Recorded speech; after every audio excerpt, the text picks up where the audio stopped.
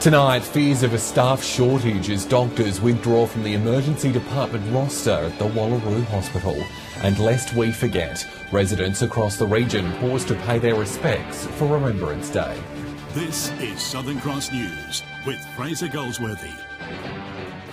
Good evening. There are fears Wallaroo Hospital will soon suffer from a staffing crisis, with Moonta Medical Centre withdrawing its application to provide health services to the emergency department. Rachel Nell has more. Moonta medical doctors are set to leave the Wallaroo emergency roster next year, leaving only Kadina and Locum Medicos to service the hospital. It comes after staff at Moonta Medical Clinic were unable to meet the expectations laid out by the hospital. Moonta Medical Centre declined to comment today. But the standard rural general practice contract states that country general practice doctors agree to work with SA Health and the Wallaroo Hospital to provide a sustainable country medical workforce. In a statement to Southern Cross News, Country Health SA says emergency on-call and inpatient services provided at the Wallaroo Hospital by Kadina medical doctors will continue. There are fears this latest blow to the hospital will result in overworked and tired doctors, putting further strain on the already busy emergency department. Country Health South Australia maintains there are no plans to reduce services or close the Wallaroo Hospital. In the meantime, its focus is on securing a new permanent arrangement with other medical practices in the region and is confident it'll reach a positive outcome for the local community. Rachel Nell reporting there. The Port Augusta prison has officially opened its long-awaited $57 million upgrade. It's hoped the new facilities will boost security while improving rehabilitation services for some of the state's worst offenders. More beds, more security and an industries complex. They're the centrepieces of the prison upgrade. And that's going to mean more employment opportunities for people when they're leaving prison, better training for people in prison. And thirdly, the Saltbush unit, which is 128 extra beds for the prison here at Port Augusta. The Correctional Services Minister officially opened the 3 new spaces. It really does make Port Augusta the pivotal regional prison in South Australia, accommodating all categories of prisoners, from those coming into our system from the court. The Saltbush unit features new indoor and outdoor spaces, which he says will encourage inmates to address their reoffending behaviours. Sadly, too many people who leave prison go on to reoffend. And that's why we're putting a whole lot of resources and effort in terms of reducing our reoffending rate. The ceremony was held inside the Industries Complex, a place for prisoners to learn how to manufacture everything from pizza ovens to outdoor furniture to prepare them for employment outside. So it's just a different environment to what we've previously had, so they've definitely welcomed it. The Port Augusta prison expansion was due to be completed in March, but for staff and prisoners that long-awaited day has arrived. With 128 beds and the reception already in use, the Industries Complex will open later this month. There's going to be additional staff. There's already been additional economic activity in terms of the construction that's happened here at the prison. So those additional staff, it's more opportunities for people in the Port Augusta area to get good, solid, well-paid employment here in the Port Augusta region. It will reduce some level of pressure for us, but as I said, we have had some vacancies over the past few months. Yeah. Amelia Simpson, Southern Cross News. Port Perry police are currently investigating a report of indecent behaviour. Officers say on Friday afternoon a man exposed himself to a female who was travelling through Memorial Park by herself. The perpetrator's been described as a tall man aged in his 40s with black hair and a beard. It was reported that he was riding a grey and white bicycle at the time. Anyone with information is urged to contact police. Meantime, a driver has lost his licence for a year after his car crashed into a police patrol vehicle. Local officers received multiple complaints on Friday night of a car travelling erratically along the Augusta Highway. Patrols tracked the vehicle to a road near Snowtown before the car collided into the police car at low speed. Police say the 82-year-old man behind the wheel blew an alcohol reading of .165. He was charged with aggravated drive without without due care, failed to drive in marked lanes and drink driving. He'll front the Clare Magistrates Court at a later date. Broken Hill Police are encouraging anyone who saw suspicious activity around Jones Street over the weekend to come forward. Between 7 o'clock Saturday night and 10 o'clock Saturday morning, police say an attempt was made to siphon fuel from a parked car. They also managed to get into the car, but it doesn't appear anything was stolen. Anyone with information is urged to contact Crime Stoppers. BHP's decision to employ an extra 120 people at its Olympic Dam mine has been labelled as a boost for the Upper Spencer Gulf. The Chamber of Mines and Energy says it's an opportunity for our region to become a hub for the operations. After years of sackings, the wheel is turning in South Australia's mining industry. BHP announced last week it'll add another 120 to its Olympic Dam workforce, in addition to the 300 jobs it announced earlier this year. It's welcome relief for the community. We've been through a lot of pain, both at Roxby Downs, here in Whyalla. We deserve to see something far better. The company is looking for people across a variety of positions, ranging from operators to drivers. A significant percentage of the Olympic Dam workforce already lives in the Upper Spencer Gulf. And with BGC recently reducing its workforce in Whyalla, Mr Hughes says the announcement couldn't come at a better time. We are looking for truck drivers and plant operators, so there's a range of jobs. The Chamber of Mines and Energy estimates up to 2,000 jobs will be created in mining in this state. Its chief believes Whyalla, Port Augusta and Port Perry are in the right position to take advantage. So there's a huge opportunity for people in the region to have well-paid, meaningful work. She's hoping it signals a change in the mining cycle. We have just come through a fairly flat period, so this is really the start of things to come. John Hunt, Southern Cross News. Stay with us. Still to come on Southern Cross News tonight, MFS crews in Port Augusta receive awards for their hard work, and the region pauses to pay its respects for Remembrance Day over the weekend. That's next. The amount of water released from the Menindee Lakes is set to be reduced. Water New South Wales says the amount will be dropped from 1,000 megalitres a day to 700 in order to provide suitable conditions for Murray cod breeding over the coming weeks. Authorities expect the reduced rate to stay in place until the total volume of the lakes reaches 480 gigalitres. Well, Port Augusta's MFS has received its shield for placing in the top 3 best regional stations in the state. It also received an award for Most Improved after a tough audit and proficiency night earlier this year. The Emergency Services Minister Chris Pigden congratulated the crew on its tireless work this morning. We have some excellent firefighters here in Port Augusta, and the Port Augusta community can be very proud and delighted that they have an excellent MFS station here ready to serve them. All 16 regional MFS stations complete regional proficiency and safety audits, with 5 stations recognised each year. They totally deserve the recognition. You know, they put a lot of long and hard hours into not only the training but their firefighting duties. And it's also part of the family culture we have that the families deserve recognition of this as well. On Saturday, millions around the world paused to mark the 99th anniversary of the end of World War I on Remembrance Day. In Whyalla, locals were joined by hundreds of officers from Duntroon College in Canberra who were in town for military exercises. At 11 a.m. on the 11th day of the 11th month, we remembered them.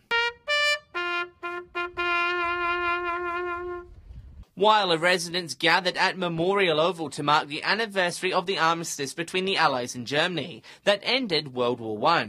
While Anzac Day is considered our national day of remembrance, the local RSL president says the day is still significant for veterans. There's a lot of unknown soldiers all around the world, it's all different countries, and obviously Australia's got ours, and it's a very specific day for not just Australia but the world. This year's commemoration saw 200 officers from Duntroon College mark the day with locals.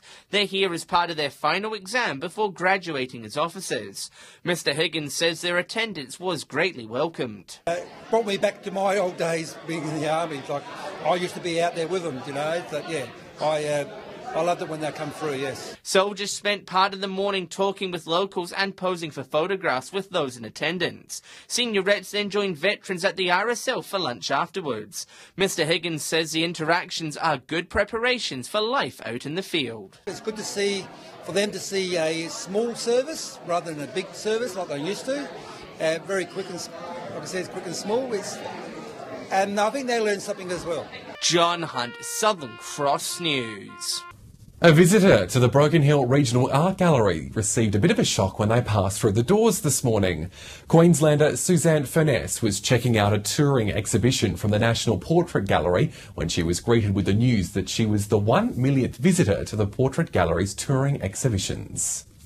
Well, we are on our way through to go to Flinders Ranges and Wilpena Pound, and I begged my husband to stop, to stay here long enough till 10 a.m.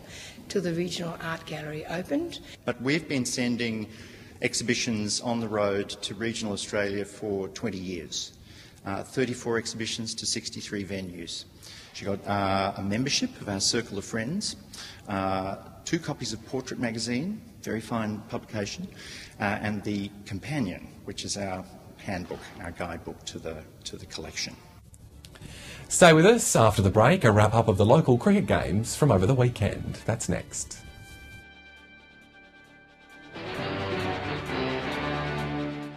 Well, it only comes once a year, and the Port Augusta Music Club's annual event has been hailed a resounding success. The Get Back to Oz music event saw around 100 people attend the Port Augusta Barracks for a night filled with local talent. Performances included the Karuna Road Blues Band, the Gillaroos and the Port Augusta Ukulele Group. Club organisers say they'll donate a share of the profits to a local cause. Well, an exhibition showcasing the little hidden wonders from the region is now on show in Port Pirie. The gallery is highlighting a collection of photographs which captures the beauty of nature from years of observation of individual subjects. The First Line of Grace, celebrating beauty in the southern Flinders Ranges. On show are over 20 works from local artist Annette Marner, who's bringing photographic images of nature to life. They would be amazed that something like that was actually right under their nose in the southern Flinders. Perhaps they hadn't seen it before, and that's what I wanted to show them, what's here and what's beautiful. The exhibition is years in the making. Just one photograph of a blue damselfly that I took out at Nelshaby took me 3 years to get it. And Miss Marner's also working on engaging children with the natural surrounds of the region by putting a wallaby on their wall. Create a combination, not cartoon, not nature photography. I'll do something in the middle. So I'll create images that I think and hope that children will relate to. Really lovely unadulterated views of what they see with the way they observe things. So this is a perfect example. You can bring your children here and they'll have a really fabulous experience. The exhibition's already attracting hundreds to the gallery, and the artwork will be on display until next month. The exhibition will be here until the 10th of December, which isn't a very long time, just for the 4 weeks. Rachel Nell, Southern Cross News. To local cricket now, and Broken Hill had its first round of the 40-over format over the weekend. Patrick Reinke joins us now from the Silver City, and one local bowler took 6 wickets, Pat. Yeah, that's right, Fraser. Central took on Western a top-of-the-table clash on Saturday, which saw David O'Malley have a sensational weekend with ball in hand. Patrick Addard and Lachlan Kay opened the batting for West in what were perfect conditions at Jubilee Oval. Even the local reptilian wildlife was soaking up the sun. The pair put on 22 together, with Patrick Addard seeing the ball well. West scrambled for runs, but Central's bowling attack never allowed their batsmen to get settled. David O'Malley got the breakthrough wicket of young Patrick, getting him caught at square leg. This prompted a West batting collapse, with Clint Pearce the only other batsman to reach double digits. During O'Malley's 8 overs, he recorded 4 maidens and 6 wickets, including the ever-dangerous Liam King and Callum Rosewarne. Central had next to no problem chasing down the low target of 53 for victory, doing it in just 14 overs. The Magpies remain undefeated.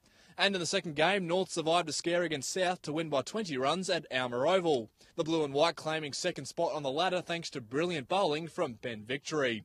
Around the Spencer Gulf and into Port Augusta, Central Stirling beat Corn in a tight clash, while a stunning 99 not out from Greg Shirley saw South Augusta thrash West Augusta by over 100 runs.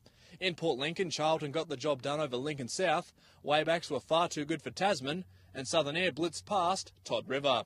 Whyalla saw wins for Rupina and Central. In Port Pirie, Props dropped 5 wickets to secure a solid win over Wandera, while Solly North's target of 189 was too much for Southport.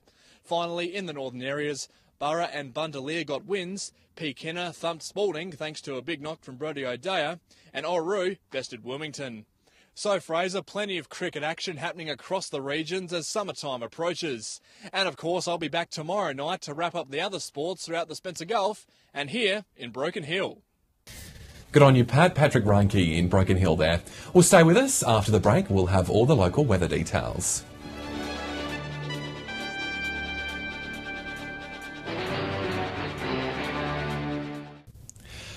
Welcome back. Taking a look at the weather now. It certainly felt like summer today. We hit 36 in Port Augusta.